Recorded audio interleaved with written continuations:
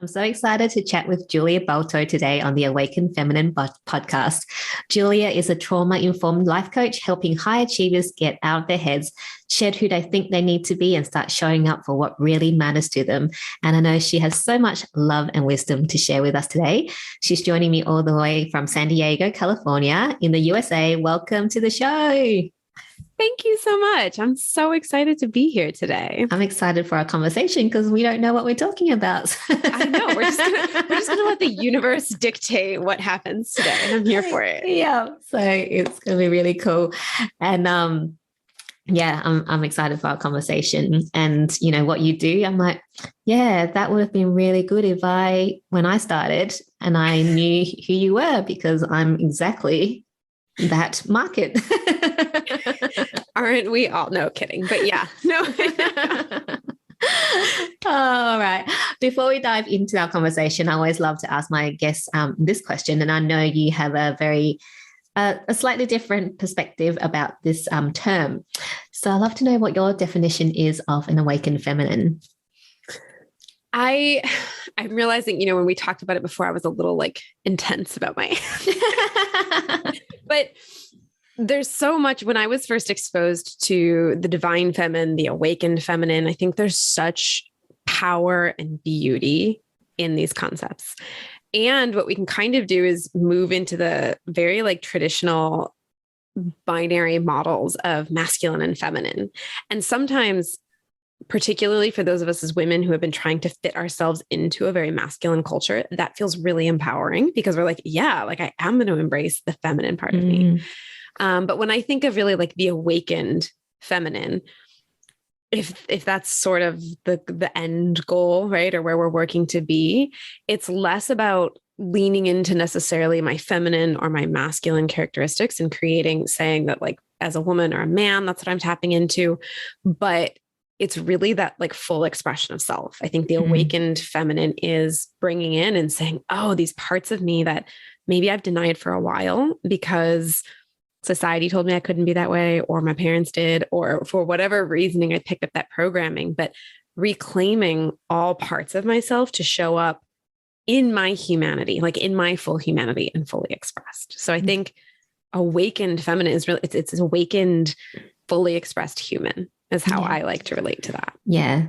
I love that definition. And it is all about it. I think sometimes when I've had guests on the show where they didn't hear is feminine and they think it's feminism.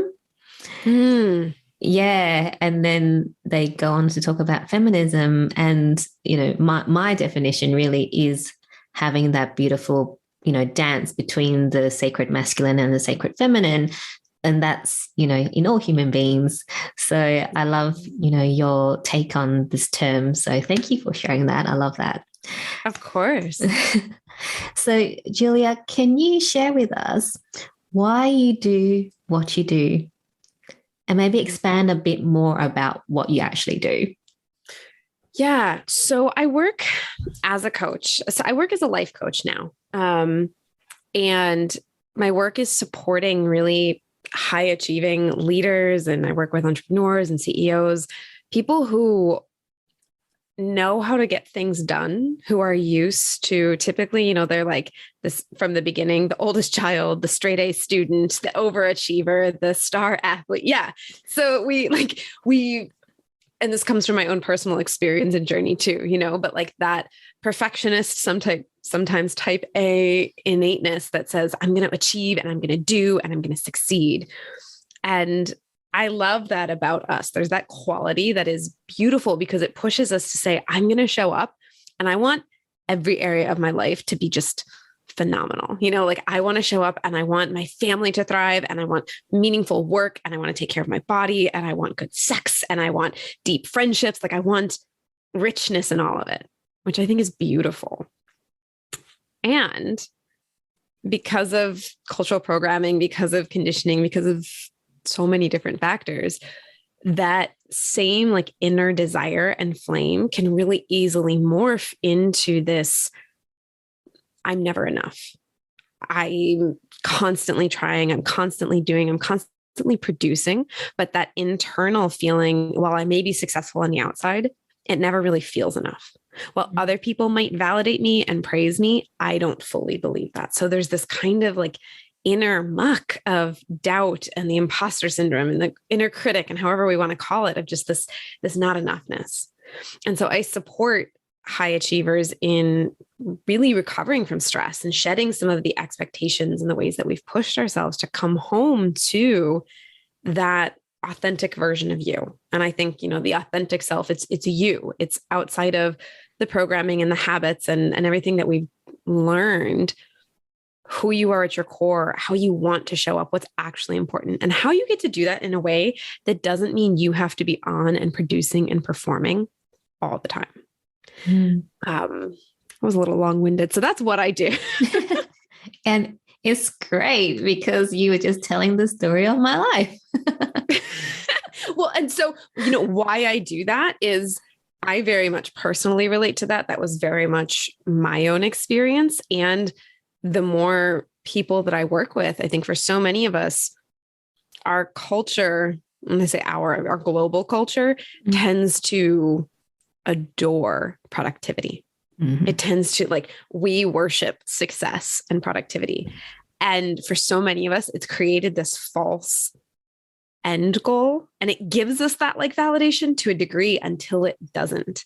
And so we have so many brilliant humans overextending themselves, working so hard, constantly showing up, doing more and more and more, chasing this feeling that isn't going to be found by hitting the next goal or getting the next promotion or reaching the next level. I love what you do. And like I said, if I knew about you when I first started on my journey, I would have been there, because that is exactly it. And you were talking about how our global society really, worships hustling. You see on Instagram, it's like, I hustle for, you see all these quotes and it's all about hustling. And if you don't hustle, then you're not going to achieve. And actually, probably in the last year, I've really noticed that there's been a little bit of a shift more towards not hustling as much. There's still a lot of, hustle, that's the way to achieve and all that. Can you talk a bit more about, why it's so important not to be productive all the time? Yeah, I think you're so right, though. We've seen, if social media is an indication, there is more and more messaging saying hey, perhaps we could do it another way. And I think a lot of us are yeah, that sounds great. How? How does that happen? What do we do there? And this isn't to bash hard work. And it's not to say that we don't value showing up for things that are important, that we don't value putting the work in. I think a lot of critics of this movement, so you say, would be well, you need to work hard. Yes, no one's saying we don't need to work hard. But do we need to repeatedly and continually self-abandon? Do we need to repeatedly and continually push beyond our capacity and give more and more of ourselves until we've reached burnout, until we're deep in a depressive episode, until we cannot function and do anything else? And then we say, oh, okay, rest, recover, but now come back and keep showing up in those same relationships with those same expectations and do it all over again. That feels horrible. A, we don't feel good doing that. B, I believe it ultimately hinders humans, and particularly women's growth and progression. If we're showing up and operating at minimal capacity and we are constantly pushed beyond what we can, when you have that feeling of I haven't lived to my potential, that's not about you doing more. It's about feeling more of yourself. And yes, when you feel more yourself, do you tend to show up and do things differently and brighter and better? Yes. And I think you deserve to feel that before you have to produce anything with it. Yeah, totally agree. And, that was a cycle that I was in until I had a breakdown because it was that constant, let's keep pushing, let's keep striving for that goal. Let's keep doing all the things. And sometimes it's not even that you're really doing things that align with where you want to get to, but because you have to be productive. So you just do things. They might be just little, things that are quite insignificant, but you're doing something. And they add up though, right? Yeah. They're like little tiny things that don't really matter, but then you're busy all the time. Yeah. And it just doesn't really quite make sense. So when I, flipped it and went, okay, I need to look after me. That's when I went, right. I operate from a different space now because I actually have clarity of what I actually need to do, like not need, but what the aligned action is, rather than I need to do this and I should do this and people expect me to do this and in a certain way or show up in a certain way. So I love how you talked about that need to just, let things go a bit. Really. Well, and you mentioned that the aligned action piece, and I think often, yes, it's like we need to be productive, right? We've defined our versions of success and purpose based off how productive we're being. So that's there. And in the moments when we're not being productive, there is that, like you said, those little things almost like, well, I should be doing something. And I think that often stems from we haven't defined for ourselves what does success mean to me? What does productive mean to me? What does enough mean to me? And in this stage and season of my life, instead, we have pictures of what our colleagues are doing. We have pictures in our brain, right? These subconscious images of what we've seen on social media, of what entrepreneurs do, of what successful people do. And so when that's running constantly in the background, even when we do have a moment and we could, in theory, relax or just be present or do something for fun or play, if that programming is running saying no, but you know what successful people do when they have a break? They check one more item off their to-do list. Then of course we're going to default to just being busy all the time. I love that, because we always look at other people for what success looks like. Totally. As a society, we go, oh, okay, society says to be successful, these are the, this is a checklist that you need to meet. When really, like what you was mentioning, that we need to define our own success. Yeah. And that, like, have we actually sat down and thought, like for me right now, what would make me feel successful? For me right now, like what feels purposeful, what feels enough? Yeah. And that's going to change in different seasons of our life. Yeah. I love how you said right now, because it's so important, because we tend to look way out into the future. It's like, what am I going to achieve in 10 years time? Because that's where I think success is. Yeah. But we need to take care of the right now. We're not going to get there if we don't take care of the right now. Yes. Yeah. Do you have any tips for people listening or watching our episode, our podcast right now? What's something that they can do to help them to like define success, or what they need right now? Good question. Put you on the spot. No, I like it.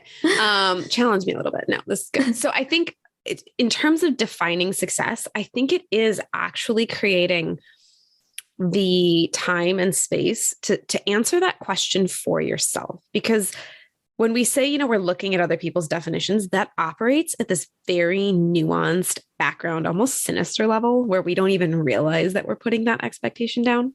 So I think one thing that can be helpful to maybe is start defining of like, okay, what do I think success is? I'm a journaler when I need to process like big thoughts, or if that's talking with someone else, but saying like right now, like, yeah, so success means reaching this income level. It means getting this number of clients. It means, working this many hours a day and having this many features. Like, this is what success is. And then once we've dumped that out, really pausing, and whatever you do to connect with you. I think we all have our own practices. If that's getting out in nature or moving your body, or for some people it is meditation or dancing or taking a nap or shower, whatever that process is for you. When you walk away and you find that moment of connection with yourself, where you're not thinking and you're not doing, you're just you. to sit with that and say, but what does success really mean for me? Well, maybe success means choosing my own clients. Maybe success means having, I know this is for me, a flexible schedule so that I can attend to my health and my family. Maybe success means saying no to people that I have no desire to work with and getting to say yes to this type of person. And so bringing it back to, yes, here's the image we're served of what it looks like. But right now, what does success look like for me? And I think when you can continue to come back to, because for me, this is what I value. This is what I think is important. This is what brings me joy in my life. This would make me feel successful. It's that process of holding space for ourselves and actually being willing to ask the question, what does that look like for me? That's beautiful. That's really good tips.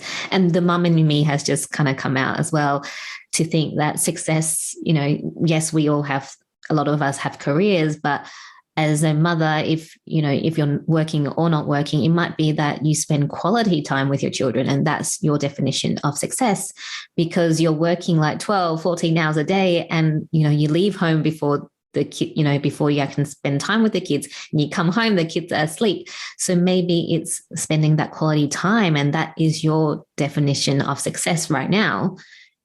How can I reduce the amount of hours that I'm working so I can spend that 1 hour extra with my children? So that's just the mum in me that's coming out as well. How beautiful to hold space for that, right? Because I think it would be really easy to say, oh, well, like right now, success would be getting the raise or the next level in my career. And then we're sit there and we're like, why do I not feel successful? Why do I feel so stressed? Why does this feel so out of alignment? Well, if right now in this season, like what's really feeling successful is an hour of quality time with your kids a day, that's those are very different lifestyle choices. And likely, if that's your definition, not going to feel really satisfying if you're spending the 12 to 14 hours a day at work. Yeah. And I think one of the other things is for a lot of, women, not every woman, like, some women with families, they're working so hard to provide for their family, yet they can't spend time with their family. So then there's this disconnect between, I want to chase this career and get this income goal and, get this role. But then I'm like, but I want to spend time with my children. I gave birth to these children. I should be kind of spending time with them. Yeah. But I do know some women where having children is just another thing on their checklist to do. So, I mean, it obviously depends on the person, and it's fine whatever way you operate. But really, like you said, really connecting with yourself to find out what are my values. Yeah. To then define what your success is as well. And I think that's, especially in the business space, we hear this tossed around a lot, like aligned action, right? Take aligned action. And what does that mean? I think that's really, there's a lot. I spend a lot of my time, particularly with my one-on-one clients, of creating the space to go within to identify, yes, what is it that I value? And what are my core values? And what does living that out on a daily basis look like? What are my strengths? What are my tendencies? What makes me me? And it's really hard to take aligned action when we don't have the answer to those questions, because aligned to whom? Like, who said that was aligned if that's the action that we're taking, right? Yeah. So whether it is putting in more hours at work, building your business, spending more time with your children, fitting in time for yourself somewhere amongst there, none of that's going to feel aligned to you as a person until you know what aligned for you actually means.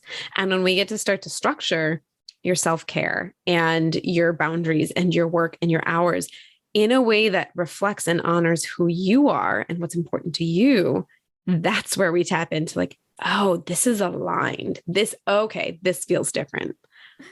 Yes. Thank you for explaining that, because that was very important. Because we hear that term thrown around so much, but there's not really a real understanding of what it is. Like you said, well, what am I aligned to? Well, I'm aligned to this goal that I think that I want because society says I want. So the actions I'm taking are aligned because it aligns to society. So that, demands and expectations, but actually it doesn't actually align with what I want. Yes. And it's so important to have that defined. So I love that you brought that up, because people think aligned action means aligning with, your goal, which may not really be your goal, but really is aligning with who you are as a person. And then your values, and then your goals stem from there. Yeah. Yes. And I think it's aligning with what's actually your goal and how you want to feel and how you want to go about achieving it. You could have two people who actually both want very similar things, but aligned action for them is still not following the same cookie cutter plan to get there, because they're very likely going to operate in different ways. So when you can attune that to their capacity and their needs and the ways that make them feel validated and safe in like their full humanity, that feels wildly different as well. Yeah, I love that, because I think there's a lot out there where, like we said before, is that, the checklist, this is a checklist to get to here. It's from A to B, when it's really your personalized kind of actions and journey rather than this standardized checklist, which doesn't love a everyone. Checklist. I know. I love checklists. Do we not want a checklist? Who doesn't want the checklist? This is just follow these 2,700 steps and you will arrive. Like, sure, I'll do it. Right. Yeah. But by the time whether you get there or not, you're just exhausted because there's like 2,700 steps, right? Well, there's 2,700 steps and you probably don't complete it. And if you do, you might get to the end and be like, oh, this wasn't even what I wanted in the first place. Yeah. Oh, so funny. I want to ask you, if you don't mind sharing with your clients. So you work with high achievers, CEOs, business owners. What is the, when they come to find you, when they go, Julia, I need help, what are the telltale signs that they're just at this point where they just feeling the disconnect or burnout? Yeah. Can you share a bit about what it looks like? So maybe people who are listening who might not know that they're kind of getting to that stage might go, oh, that's me. Yeah. I think there's a quote by Thoreau, and part of it goes, I wanted to live deep and I wanted to suck the marrow out of life. And I personally, I love that quote. I love the idea of that. I'm like, yes, I want my life to be so rich and full. And I think a lot of my clients do as well. Often when we begin working together, that holds true for them. They desire that, they want that.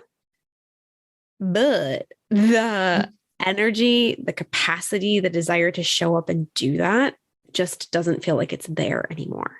Like maybe that was a part of a younger self, a part before they had children, before the pandemic, before they worked this job. Some other part of themselves used to feel and desire that. And cognitively, they still want that. They still believe in showing up in the world this way, but they're feeling a little bit stuck. They're feeling perhaps burnt out, perhaps anxiety is increasing, perhaps there's just a general not enoughness and imposter syndrome kind of swirling. But I think it's really that desire that says, I don't know, there's something in me that says that it's supposed to be bigger and brighter and that that's available for me. And I'm a little confused as to how to get there. Yeah. Love that. Thanks for sharing. So if anyone listening right now is feeling or seeing symptoms and signs of that, go find Julia. I want to ask you, you've talked about not enoughness. Do you mind expanding on that and telling our audience, what does enoughness really mean? Such a good question. Such a good question. I talk about this idea of enoughness a lot because from what I see in my clients and my own personal experience has been, we'll say there's a lot of different blocks, right? Or it's a mindset piece, or it's my anxiety, it's imposter syndrome. It's all of these different pieces that often, not always, but often at the end of the day boil down to this inherent sense of, I am not enough. I'm not enough. And what I do isn't enough. Or even if I'm doing things like amount wise, it's enough, it's not adding up into anything significant. So it's this idea of worthiness, of significance, of enoughness. And I think our culture has taught us that we will feel that when we achieve X. When we get to this level, when we do this, when we lose this weight, when we look this way, when we do, it goes on and on and on of like, when we find this external metric, then we're going to feel enough. And whether it's building our confidence, looking at imposter syndrome, bringing in tools and strategies to help us to actually manage stress and anxiety throughout our day, right? Those are all important and valuable pieces that we work with. I think they're all contributing to you coming back into yourself. And for me, I don't know what your experience of enoughness is. When I feel enough,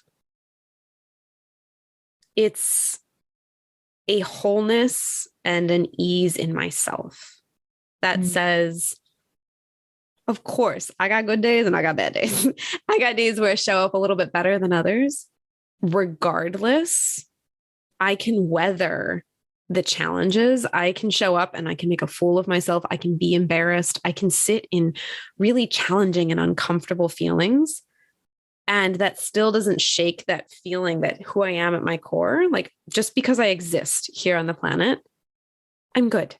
I am whole. And I am resourced enough to weather what life might throw my way. That's beautiful. Thank you for sharing that. Can you share with us what you see in the people that you've worked with and also maybe in your personal journey as well? What creates this sense of not being enough? You know, you talked about imposter syndrome and, you know, societal expectations, but, and, you know, I know you're a trauma-informed coach. Is there some kind of, you know, thing from their past where it's made them feel that they're not enough? I think it absolutely can be. Right? Of course, I think each human and their experience is unique. And so they're going to relate to it in different ways. I think it can often stem from, it can start with our attachment style as children. It can certainly be our lived experience. And sometimes that includes little t and big T traumas that add up over time and inform that. I think our culture itself, particularly if you are a woman, especially if you're a woman of color or living in any other kind of marginalized identity, our culture is naturally going to enforce, like, you're not enough.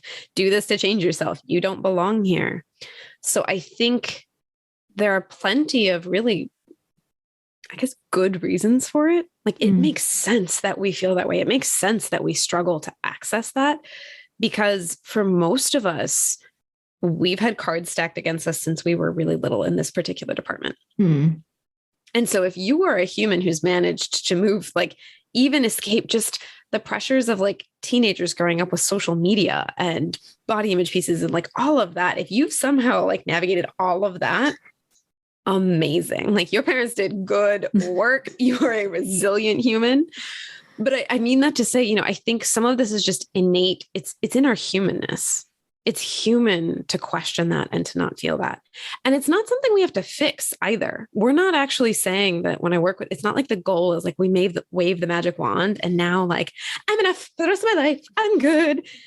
It's not a thing that has to be fixed, but can we hold you in your humanity and in that vulnerability and sort out what's true and what isn't? Right? Can we pull back the pieces and some of the stories we've been told and the beliefs that we've developed over the years that might contribute to that? It's like, oh, actually, that's not even mine to hold. Like, that I can do away with. And oh, this expectation I've been holding for myself, I see now. Okay, I'm good without that one. To kind of just peel it back layer by layer so that you're getting clearer on who you actually are. And with that, your habits, the way you show up for yourself, the way that you care for yourself, the way that you speak to yourself and others, the boundaries that you enforce and don't, all of that starting to reflecting that wholeness of you. And I think all of those together begin to contribute to like, oh yeah, I'm enough. Like I got this. Life is hard and that's okay. But I'm not broken for feeling that life is challenging. And I know how to hold myself here. I love that. That's just so powerful what you just said. And that we really don't need to be fixed. It's like you say, it is peeling back those layers and finding who you are because you're there. It's just that you've put all these shoulds and expectations on yourself, and other people have put the shoulds and expectations on yourself. So you've just like drowned in this like shoulds and expectations. So it's then climbing back out from that pile. Yes. To go, here I am. Yes. And something, I don't know what it was you said that just sparked this for me as well, but so much of enoughness too is what I mentioned before, like holding space for all parts of you. When we do this work, this isn't saying we now show up as magic, shiny humans who are perfect and have all these wonderful characteristics about us, right? We're just like perfect all the time.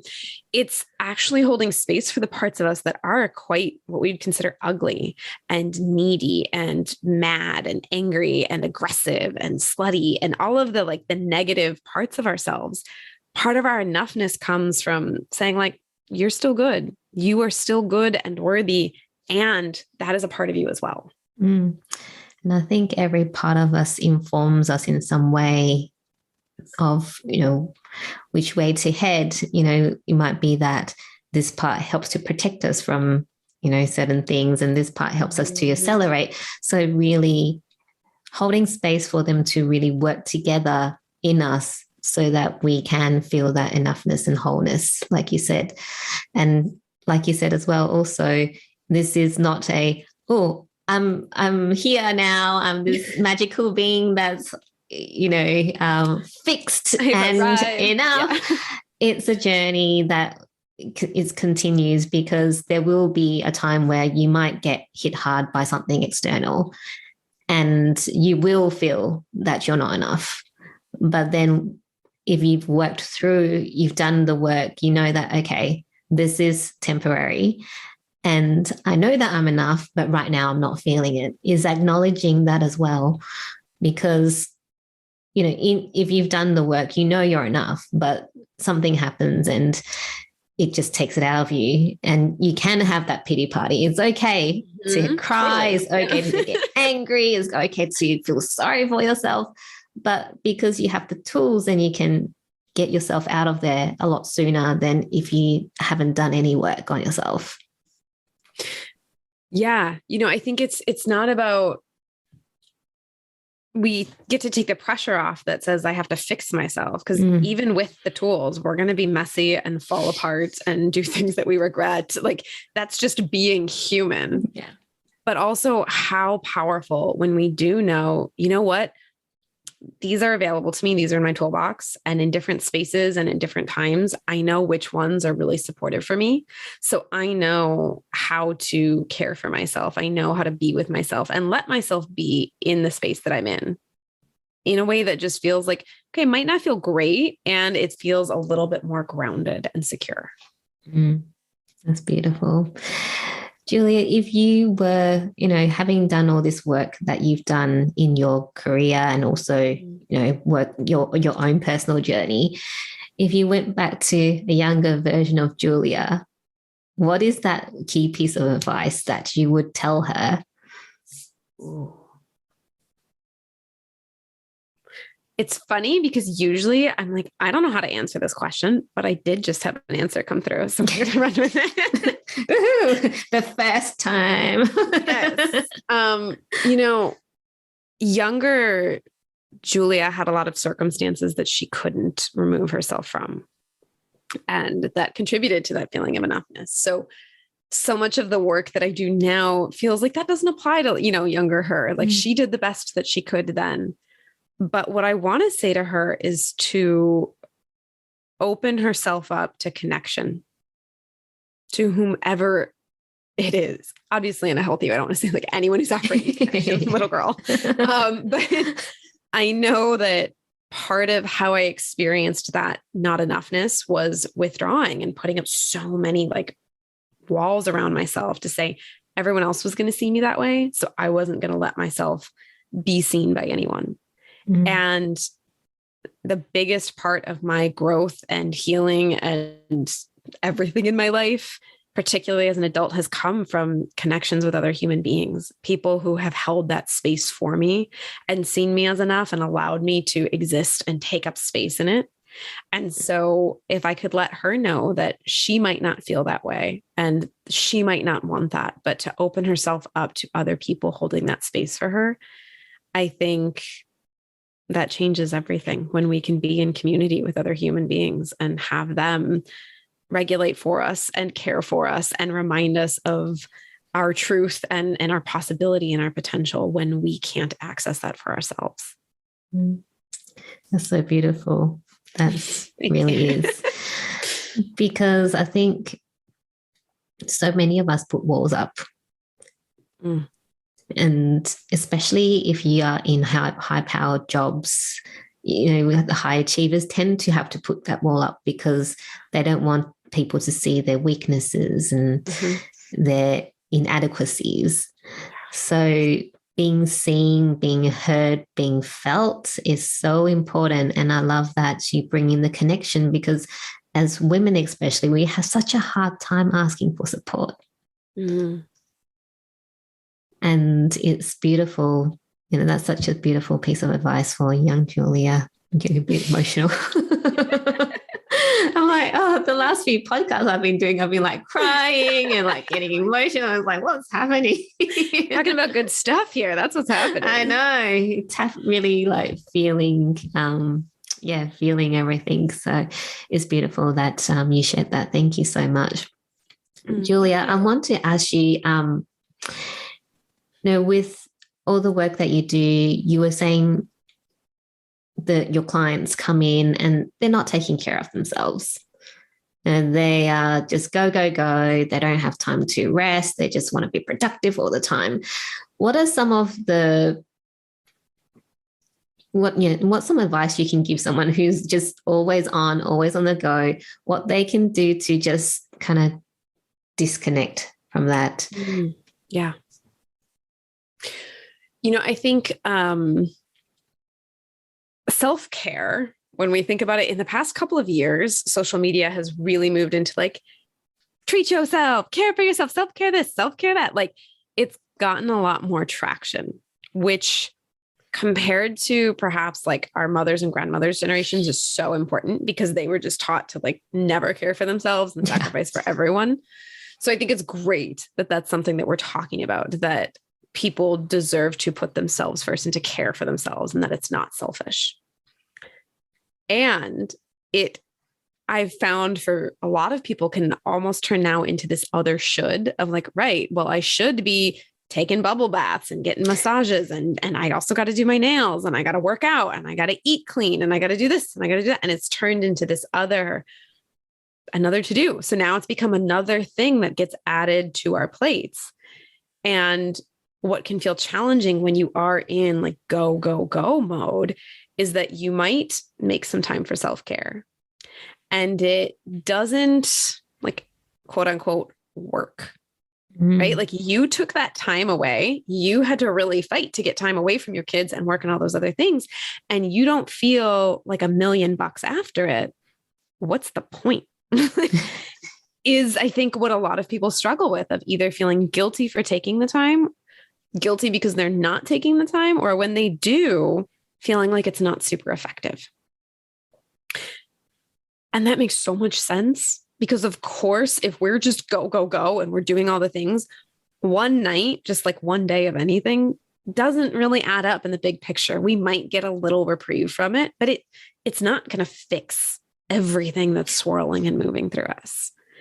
So the definition of self-care that I prefer, that you can try on and see how it fits for you, is self-care is the act of meeting yourself right where you're at. It's holding space for past you, for current you, And it's meeting her in a way that honors both the you now and future you. Mm. And this is where I think it's that subtle distinction. It's like meeting yourself where you're at in a way that honors both your current reality and your future self and your future desires. Some nights self-care might be binging Netflix. Like that could be appropriate self-care because you are exhausted and done and you want to laugh and you want to not think. Night after night after night after night. Is that super supportive self-care? Maybe, maybe not. And that's super dependent on the individual, right? But depending on how they want to feel and how they want to be showing up maybe in the future, perhaps that's no longer feeling like really supportive self-care. In the same way that I'm a full advocate for self-care can be like eating cupcakes and pizza and all the foods that we have weird rules around that we quote unquote shouldn't. And if we're doing that multiple times a day, 7 days a week, like, is that self-care? Probably not. So it's finding that like that line. So I think in answering your question, what is one thing that we can do? The most powerful piece that you can do is to create a moment of pause in your day. To actually allow yourself, it could be in the car before you get out and go into the house. It could be in between meetings or right after lunch, but to give yourself a moment of pause. If it feels supportive in your body to take a few or a single deep breath, a really like full belly breath, a long, full exhale.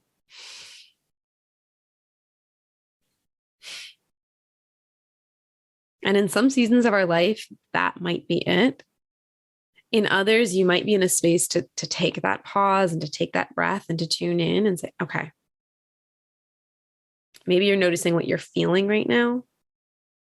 Maybe you can't exactly name it, and that's okay too. To say, what do I most need right now? And rather than having like the checklist of this is what good self-care looks like, yes, there are so many powerful tools and there are beautiful practices. But rather than having that as this massive to-do list, if you pause and ask yourself that, an answer will come up. There will be an answer. Sometimes it will be run. Sometimes it will be sleep. Sometimes it will be that new breathing technique that I just learned, or some nervous system regulation.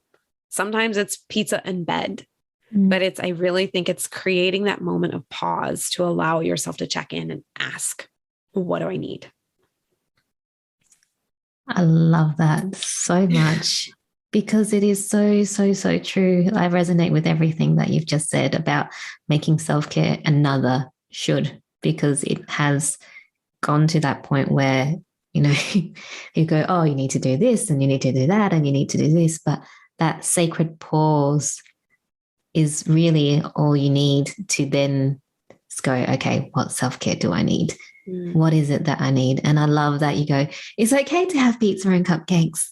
Mm-hmm. And it's okay to binge on Netflix, because you see so many teachers out there where they're like, oh, you shouldn't be wasting time on watching, Netflix, or you need to take care of your health. But sometimes it's just that comfort food, or that need for some nostalgia. Might be something that, your childhood that you love to eat, and it just makes you feel so good because grandma used to give it to you. Mm-hmm. Yeah.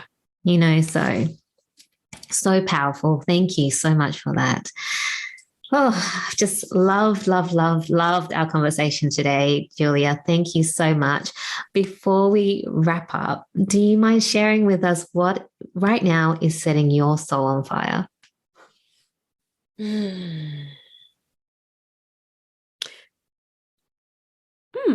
Again, got a different answer than I thought I was going to give. Okay, so we're gonna give it. Usually my answer to this question would be something that I'm working on, and my work does light me up and I'm excited about that. I have a group program that I've been piloting, and so that's just incredible. And we're going to be relaunching that again. But I have a surgery coming up in the end of April and some health stuff coming up. And funny enough, that's the answer that came through of, it took me a long time to get to this point, and it's going to be a deep period of recovery and rest and some very challenging moments for sure.